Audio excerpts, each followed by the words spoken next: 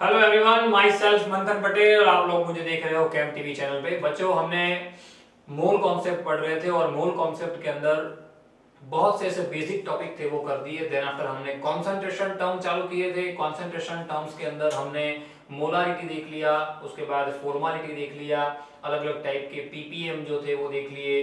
Ppm जो for weight by weight था, weight by volume था, वॉल्यूम बाय वॉल्यूम था। परसेंट फॉर्म वाला जो कन्वर्ट जो हमारा था वो भी देख लिया हमने, कॉन्सेंट्रेशन टर्म। ठीक है, अब आज का जो लेक्चर है उसके अंदर हमें पढ़ना है नॉर्मालिटी के बारे में। क्लियर? एक और चीज स्ट्रेंथ भी पढ़ ली, ध्यान दीजिएगा, स्ट्रेंथ भी बहुत इंपॉर्टेंस रखेगा।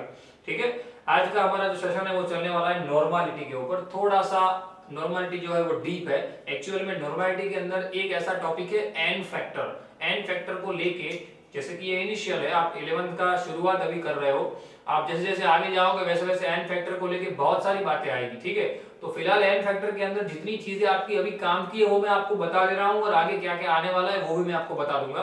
तो उस सारी बातों को आप लोग नोट डाउन करते जाइएगा साथ में। ठीक है ना? चलिए टाइटल लगाइए। सबसे पहला टॉपिक हमारा जो आज रहेगा वो है नॉर्मालिटी।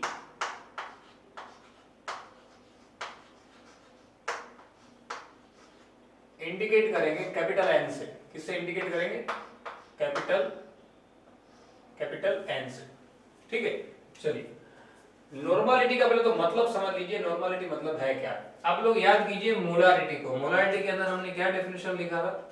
1 molar solution. आप दिमाग में रखो तो भी चलेगा। 1 मोलर के अंदर हमने क्या कहा था? If 1 mole solute dissolve in 1 litre solution, if 1 mole solute dissolve in 1 litre solution, then concentration known as 1 molar. Done ना? देन आफ्टर हमने फॉर्मालिटी की बात की, तब हमने क्या था कि 1 4 मोल, एक मोल नहीं, 1 4 मोल, 4 मोल solute dissolve in number of volume. जैसे हम लेते हैं लीटर, तो उतने लीटर सॉल्यूशन, माफ कीजिए 1 लीटर सॉल्यूशन के अंदर, या जो भी हम कंसंट्रेशन लेते हैं। क्लियर? अब अगर हम मोलारिटी की बात कर रहे थे तो मोल आ रहा था, फॉर्मालिटी की बात करें तो फॉर्मोल आ रहा था। सेम नॉर्मालिटी की बात करेंगे तो आएगा इक्विवेलेंट। क्या आएगा? इक्विवेलेंट। ध्यान रखिएगा खास, क्या? नंबर ऑफ इक्विवेलेंट, क्या? Number of equivalent of solute, number of equivalent of solute dissolve in 1000 ml और 1 लीटर सॉल्यूशन। क्लियर ना? कोई चेंज नहीं है, कोई भी चेंज नहीं है। ध्यान रखिएगा, क्या यहाँ पे सिर्फ इक्विवेलेंट आया। पहले आता था मोल, फॉर्मालिटी में आया 4 मोल, यहाँ पे आया इक्विवेलेंट। अब एक्चुअल में इक्विवेलेंट का मतलब क्या है वो फॉर्मूला के थ्रू थोड़ा समझ लेते हैं। नॉर्मालिटी के अंदर मैंने क्या आपको बताया? क्या? Number of equivalent of solid. मैंने आपको एक चीज बहुत पहले सिखा दी थी, क्या? ऊपर हम ऑलवेज क्या रखेंगे? ऊपर रखेंगे हम सॉल्यूट को, और नीचे क्या आएगा? Always solution. नीचे क्या आएगा? Always solution. Clear? So number of equivalent of solute, number of equivalent of solute divided by volume of solution in liter। Clear ना? शॉर्ट फॉर्म में अगर लिखना चाहते हो हम वो भी लिख सकते थे, n is equal to equivalent upon VL। Clear ना? याद कीजिए इस चीज को, n is equal to equivalent upon VL। ठीक है, अब एक्चुअल में इक्विवेलेंट का कॉन्सेप्ट क्या है वो समझिए। जैसे हम मोल कॉन्सेप्ट पढ़े वैसे इक्विवेलेंट कॉन्सेप्ट आता है। मोल का कॉन्सेप्ट जैसे हम पढ़े वैसे इक्विवेलेंट का भी एक कॉन्सेप्ट है। ध्यान रखिएगा, इक्विवेलेंट का जो कॉन्सेप्ट है उसके अंदर मैं पहले फॉर्मूला लिख देता हूं तो आपको पता चले। इक्विवेलेंट इज इक्वल टू, जैसे याद कीजिए, मैं साइड में थोड़ा आपको याद करवाता हूं। मोल इक्वल टू क्या लिखा था आपने? Mole is equal to given mass. क्या लिखा था? Mole is equal to given mass by molecular mass लिखा था ना? Given mass by molecular mass, mole concept की पहली डेफिनेशन, फर्स्ट लेक्चर। क्लियर? तो यहां पे जैसे मोल इक्वल्स टू क्या? Given mass by molecular mass, वैसे equivalent is equal to given mass by equivalent mass. Clear? क्या? मोल जैसे कंसेप्ट है तो मोल के रिलेटेड जो भी क्वेश्चन है वो है एक्चुअल में इक्विवेलेंट कॉन्सेप्ट छोटा सा है, मोल बहुत बड़ा है, लेकिन इक्विवेलेंट एक लेक्चर में हो जाता है। इक्विवेलेंट जो हम पढ़ने वाले आज, इक्विवेलेंट कॉन्सेप्ट मतलब क्या, equivalent is equal to given mass और weight of solute divide by equivalent mass. क्या आएगा, डिवाइड बाय इक्विवेलेंट मास। मैं यहां पे उसको मेंशन कर रहा हूं, weight divide by equivalent mass. Clear ना? अब एक चीज आपको, आप दिमाग में ये चीज आई होगी आपके कि सर मोलर मास जो है वो तो हम कैलकुलेट कर लेते थे, मोलर मास का तो कैलकुलेशन था ना हमारे पास, H2SO4 2 into H plus S into 4 into O, total मिला के 98 ग्राम पर मोल। पर इक्विवेलेंट मास को कैसे ढूंढे, तो इक्विवेलेंट मास का भी हमारे पास फॉर्मूला है। सारी बातों को मैं अलग से लिख रहा हूं, ध्यान रखिएगा। क्या इक्विवेलेंट मास का जो हमारे पास फॉर्मूला है, वो फॉर्मूला क्या रहेगा, equivalent mass is equal to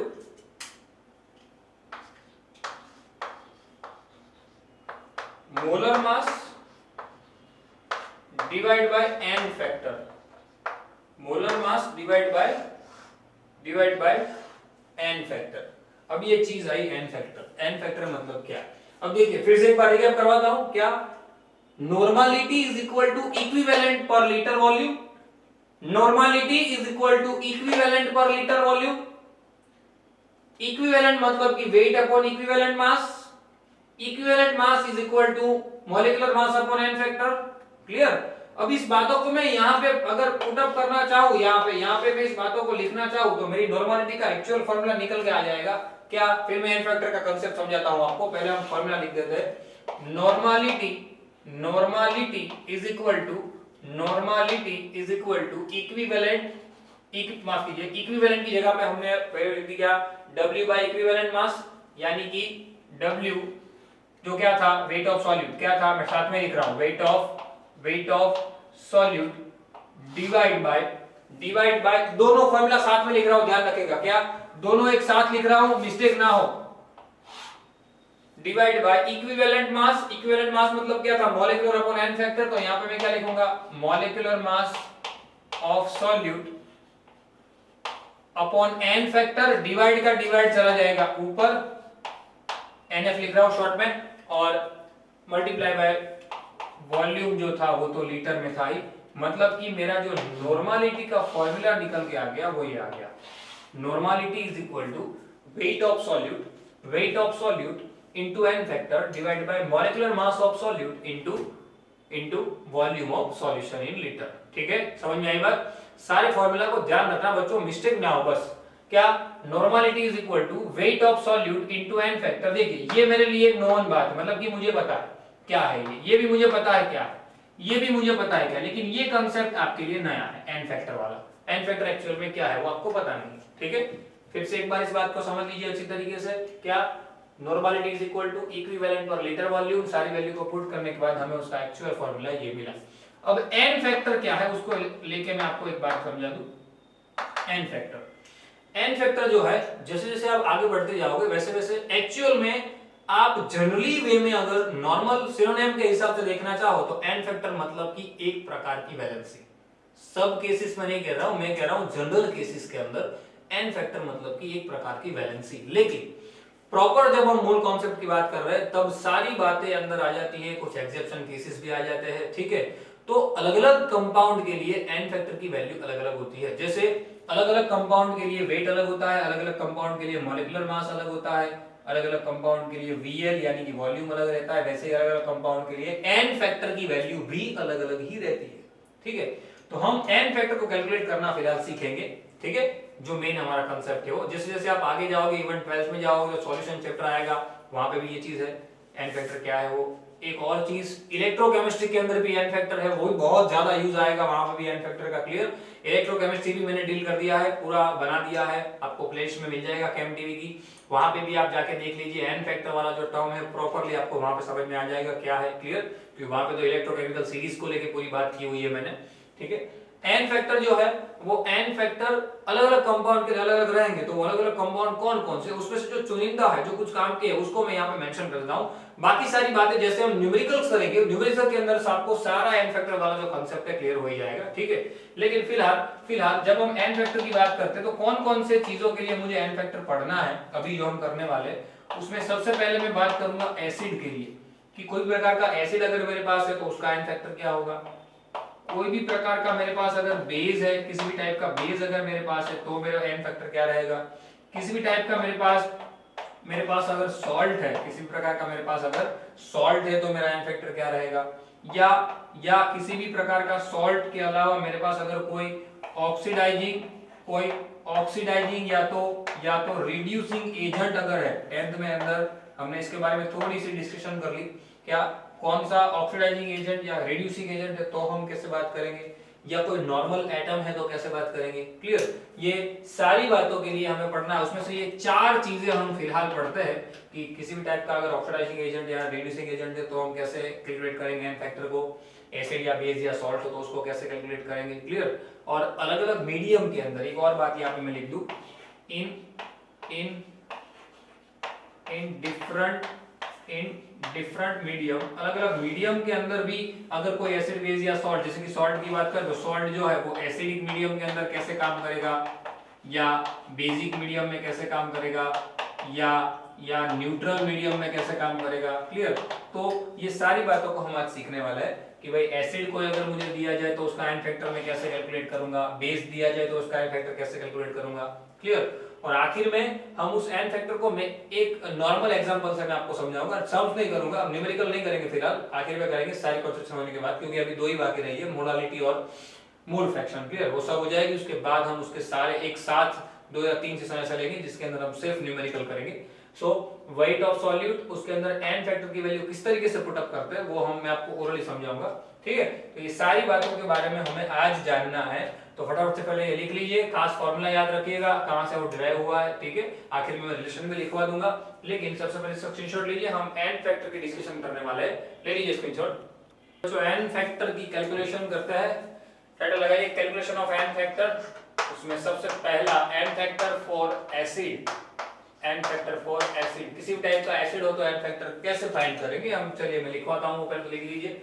N factor for acid, number of H plus ions, number of H plus ion release, number of H plus ion contain भी लिख सकते हो, number of H plus ion contained in aqueous solution। Clear ना, क्या acid की अगर हम बात करें तो कोई भी एसिड कितने H plus आयन कंटेन कर रहा है, किसके अंदर, एक्वियस सॉल्यूशन के अंदर। इसलिए मैंने एसिड का नाम प्रॉपर नहीं लिखा है, डायरेक्ट लिख दिया क्या, number of H plus ion contain in aqueous solution. Aqueous solution किसी भी प्रकार के एसिड के पानी वाले सॉल्यूशन के अंदर जितने H plus आयन रिलीज होंगे, जितने H plus आयन प्रोड्यूस होंगे, प्रोड्यूस भी लिख सकते हो कंटेन की जगह पे। क्लियर, एग्जांपल के साथ मैं आपको समझाता हूं, जैसे कि मैं बात कर रहा हूं फॉर एग्जांपल HNO3 मेरे पास एक एसिड है, नाइट्रिक एसिड, उसका मैं अगर एक्वियस सॉल्यूशन ले रहा हूं तो ये जो है वो सीधी सी बात है आयोनाइजेशन हो जाएगा, उसका कन्वर्ट होगा H+ और NO3- में। रेडी ना, तो यहाँ पे देखिए कितने number of H+ ion release हुए, नंबर ऑफ H+ आयन कितने रिलीज हुए, एक मतलब कि HNO3 का एन फैक्टर जो होगा वो कितना होगा, 1, कितना होगा 1। क्लियर, एक और जैसे कि एग्जांपल लेते हैं CH3COH प्लस वाटर, तो यहाँ पे भी क्या होता है, हम 2 अलग अलग पार्ट में डिवाइड कर देते हैं इसको, CH3COO माइनस प्लस H+, यहाँ पे एक H+ रिलीज हुआ, मतलब कि इसका जो एन फैक्टर होगा वो कितना होगा, 1। रेडी, कोई एक ऐसा एसिड लेते हैं जैसे कि भाई हम लेते हैं H3PO4, उसका अगर मैं पानी के साथ प्रोसेस करवाता हूं तो मुझे क्या मिलता है, H+ प्लस PO4 -3, लेकिन 3 हाइड्रोजन है तो 3H+ कंटेन करेंगे, यानी कि यहाँ पे कितने H+ रिलीज हुए, 3, तो उसका जो एन फैक्टर होगा वो एन फैक्टर कितना हो जाएगा, 3। क्लियर, समझ में आई बात।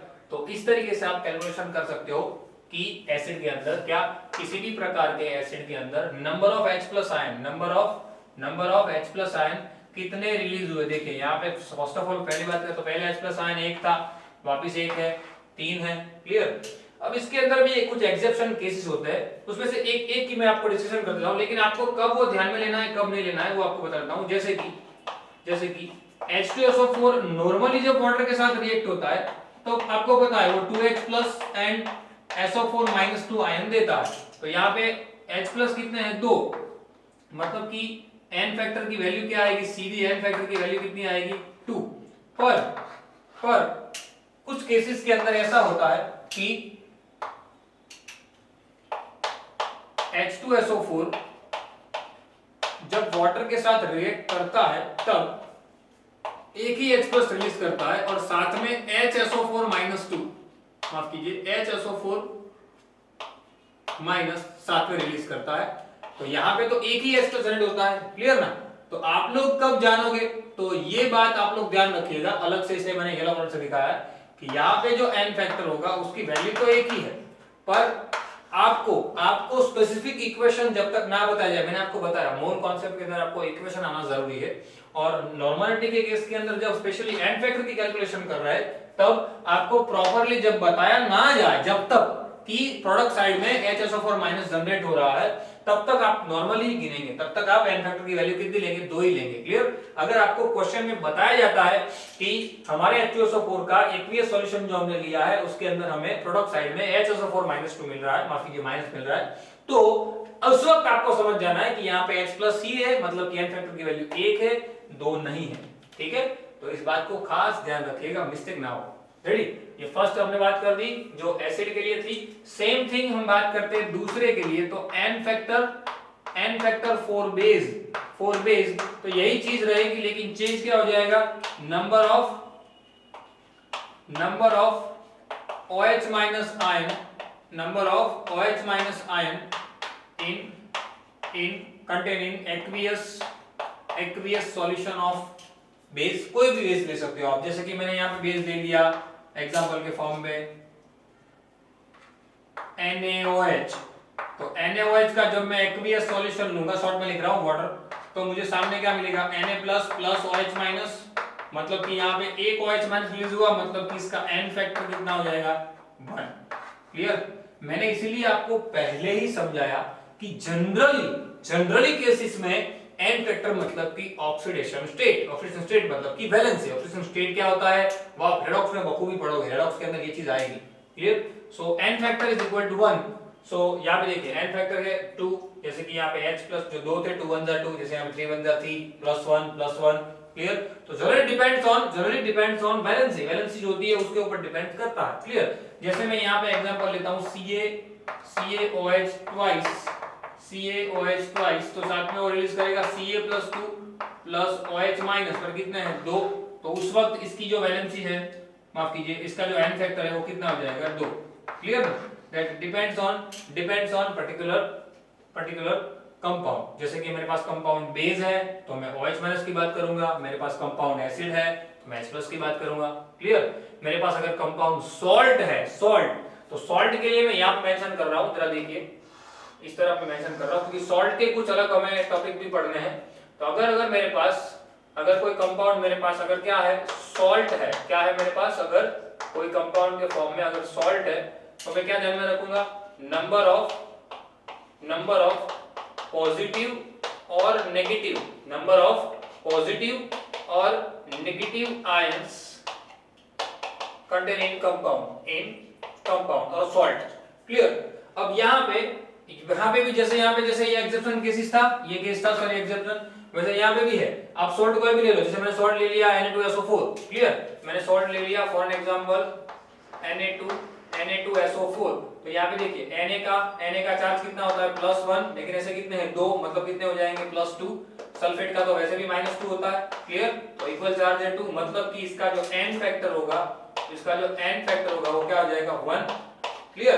कोई भी सॉल्ट ले सकते हो आप, जैसे मैंने सॉल्ट लिया KCl, तो K का कितना है +1, Cl का कितना है -1, यानी कि क्या आया, n फैक्टर की वैल्यू मेरे पास कितनी आएगी 1, क्लियर, समझ में आई बात। यानी कि number of positive and negative ion in compound, positive negative ion जितने भी है, जैसे आपको अलग एग्जांपल लेते, जैसे मैंने लिया Al2SO4 थ्राइस, एल्यूमिनियम की वैलेंसी +3 होती है, +3 पर ऐसे कितने हैं 2, मतलब कितने हो जाएंगे चार्ज +6, कितने हो जाएंगे चार्ज +6।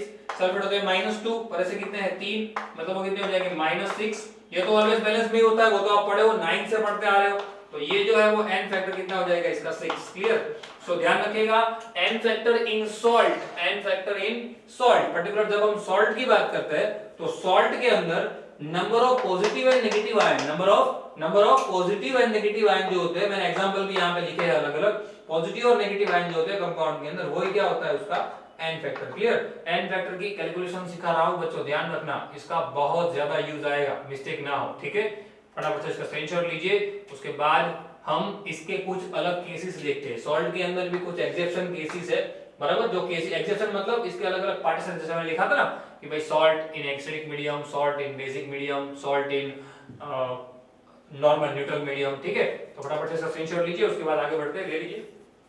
मेरे बच्चों कुछ एक्सेप्शन केसेस की बात करते हैं। इसके एक केसेस है, इसलिए सॉल्ट को मैंने मिटाया नहीं है, सॉल्ट यहां पर रहने दिया है। सॉल्ट के अंदर जैसे कि मेरे पास एक सॉल्ट है KMnO4, इसके बारे में सबसे ज्यादा आता है KMnO4। क्लियर? अब KMnO4 एक्चुअली में 3 पार्ट में डिवाइड हो जाता है। फर्स्ट वन, अगर मेरे पास एसिडिक मीडियम है और तब मैं उसको करवा रहा हूं, उसका जो रिजल्यूशन है, सॉरी माफ करिए, आयोनाइजेशन करवा रहा हूं। अगर मेरे पास KMnO4 बेसिक मीडियम है और मेरे पास KMnO4 अगर न्यूट्रल मीडियम है, तो सबसे पहले अगर मैं एसिडिक मीडियम की बात करूं तो उसका इक्वेशन आप लोग ध्यान रखिएगा, क्योंकि मोल के अंदर मैंने आपको बताया पहले भी, मोल के अंदर इक्वेशन अगर आपको आते होंगे तो आप सब कुछ कर पाओगे। KMnO4 in presence of acidic medium मतलब H+, तो आप 10 से पढ़ते आए हो। Clear? In presence of H+, यानी कि एसिडिक मीडियम ऊपर भी मैंने मेंशन किया हुआ है। ठीक है, एसिडिक मीडियम की अगर हम बात करते हैं तो एसिडिक मीडियम के अंदर H+ के साथ जब KMnO4 रिलेट होता है, अलग करता प्रोसेस करता है, तब वो कन्वर्ट होता है किसके अंदर, Mn+2 में। किसमें कन्वर्ट होता है? Mn+2 में। रेडी? ये आपको याद रखना, Mn+2 में कन्वर्ट होता है जब KMnO4 रिलेट करता है, प्रोसेस करता है किसके साथ, H+ यानी कि एसिडिक मीडियम के अंदर, यानी एसिड के साथ। उस वक्त जो भी चेंज आता है, ऑक्सीडेशन चेंज, जो भी ऑक्सीडेशन स्टेट का चेंज आता है, क्लियर, वो चेंज आपको मैं यहाँ पे दिखा रहा हूँ, और वही मेरा आखिरी टॉपिक है। इसके जो केसेस है वही उसका आखिरी टॉपिक है। वो टॉपिक का टाइटल आप लगा लीजिए साथ में यहाँ पे,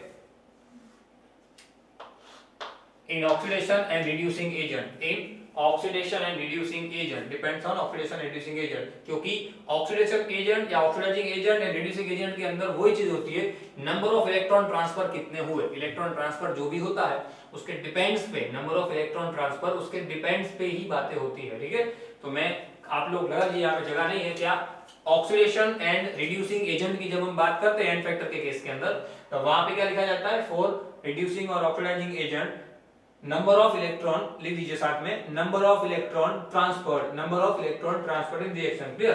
देखिए यहाँ पे इलेक्ट्रॉन कितने ट्रांसफर हुए, जैसे यहाँ पे मैं Mn की बात करूं, Mn का जो ऑक्सीडेशन स्टेट है, Mn का वो +7 है। वो कैसे आया, वो एक्चुअल में आप रेडॉक्स में सीखोगे, आपको पता चलेगा रेडॉक्स जब सीखोगे तब। ठीक है, पर फिलहाल मैं सिखा रहा हूं, जैसे कि K+ का है +1, यहाँ पे ऑक्सीजन का होता है -2 into 4 हो जाता है -8 +1 -7, और इस पूरे कंपाउंड के इक्वल 0 लिखा जाएगा, सामने भेजोगे तो हो जाएगा +7। क्लियर? और Mn+2 का तो लिख ही रहा है कितना चार्ज है, +2, मतलब उसका ऑक्सीडेशन स्टेट कितना होगा, +2।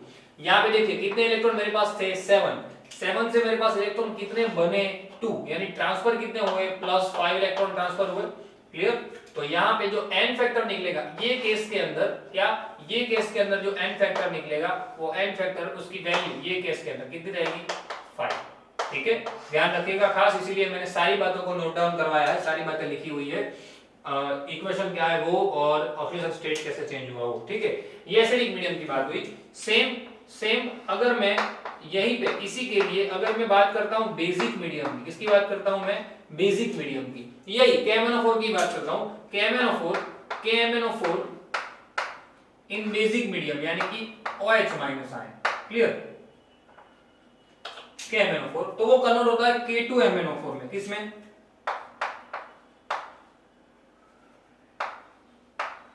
K2MnO4 में। Clear?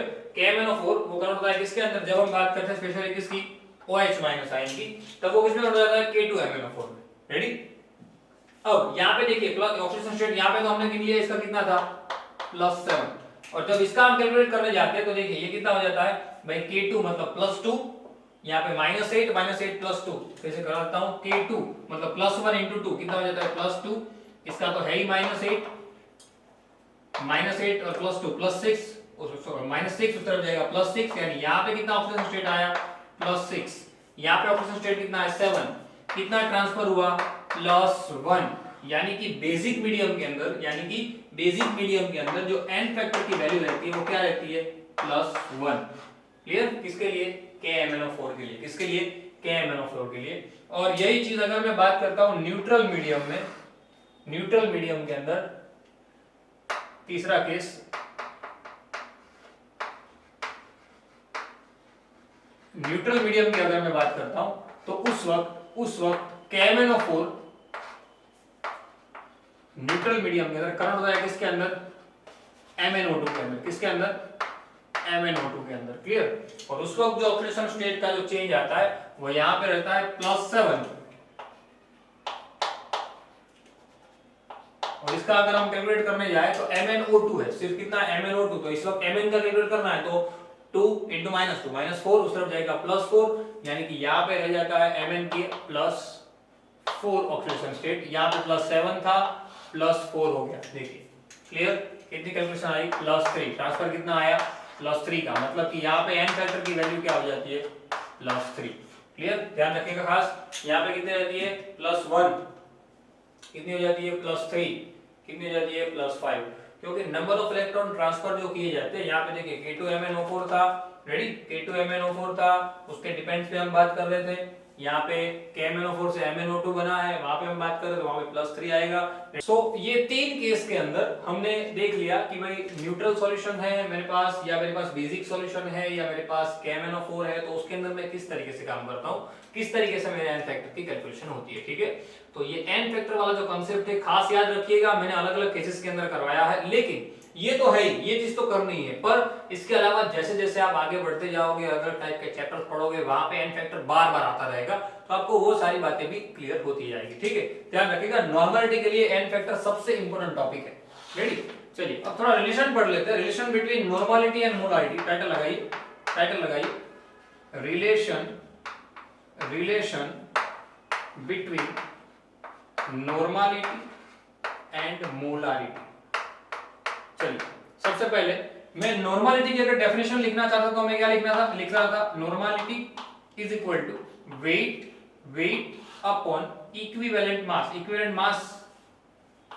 Wait upon equivalent mass के लिए मैं क्या लिखा था molecular mass by n factor, यहां पे सॉल्यूट था, ये भी सॉल्यूट है, n फैक्टर की वैल्यू ऊपर आ गई थी और वॉल्यूम इन लीटर था। क्लियर ना? और सेम थिंग मैं अगर मोलारिटी की बात करता हूं तो मैं क्या लिखता था वेट ऑफ सॉल्यूट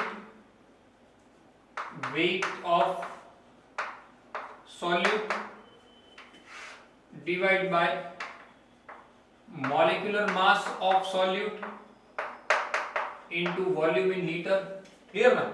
तो देखिए ये wait of solute, molecular mass of solute and weight of volume in litre, ये चीज यहां पे दिख रही है आपको।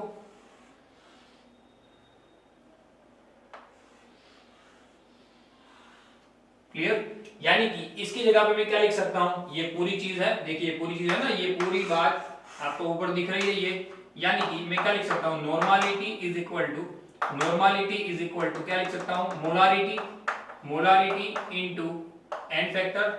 यानी आपको किसी भी कंपाउंड का मोलारिटी बता दिया जाए और कहा जाए कि नॉर्मलिटी ढूंढिए, तो आप n फैक्टर से सीधा ढूंढ सकते हो। अगर आपको मोलारिटी बता दी जाए और कहा जाए नॉर्मलिटी ढूंढिए, तो भी आपके पास n फैक्टर होगा। मेन बात है n फैक्टर जब आपको पता होगा तो आप सारी बातें लिख पाओगे। ठीक है ना? एक और इंपॉर्टेंट आपको रिलेशन करवाता हूं, साथ में नोट डाउन कर दीजिए इसको कि भाई जो नॉर्मलिटी है, नॉर्मलिटी में हम क्या लिखते थे इक्विवेलेंट पर लीटर वॉल्यूम, इसमें क्या लिखते थे मोलारिटी में क्या लिखते थे मोल पर लीटर वॉल्यूम। क्लियर ना? Mole of solid divide by litre volume लिखते हैं पूरा, तो वॉल्यूम तो कट हो गया, मतलब कि एक और कांसेप्ट आ गया कि भाई number of equivalent is equal to number of mole, number of equivalent is equal to number, माफ कीजिए, मल्टीप्लाई बाय n फैक्टर तो है number of mole multiply by n factor. ठीक है, समझ में आई बात? क्या number of equivalent is equal to equivalent is equal to mole into n factor. तो ये चीज भी आपको खास ध्यान रखनी है, ये भी काम में आएगा। बराबर? तो सारे रिलेशन जो भी हम आज पढ़े हैं वो सारी बातों को बच्चों याद रखिएगा। कहीं पे भी कुछ भी मिस्टेक ना हो, खास वो, क्योंकि सारी बातें अब मर्ज हो जाएगी। मोल कॉन्सेप्ट एंडिंग पे चल रहा है, एक ही टॉपिक बाकी रखा है मैंने, मोलालिटी और मोल फ्रैक्शन। वो खत्म करने के बाद हम न्यूमेरिकल्स की ओर जाएंगे, ठीक है। खास ध्यान रखिएगा कहीं पे कुछ भी मिस्टेक ना हो। अगर आपने ये मोल कॉन्सेप्ट अच्छी तरीके से दिमाग में डाल दिया तो 12th के अंदर भी आपको कहीं भी कोई प्रॉब्लम नहीं आएगी, ठीक है। सारी बातें जो भी इस लेक्चर के अंदर हम सीखे हैं उसको 2 टाइम प्रॉपरली प्रैक्टिस कीजिएगा और लिख के कीजिएगा, खुद से नोट्स बनाइएगा जो आपको एग्जाम के टाइम पे काम में आए, ठीक है। मिलते हैं अगले लेक्चर के अंदर। Till then, thanks a lot.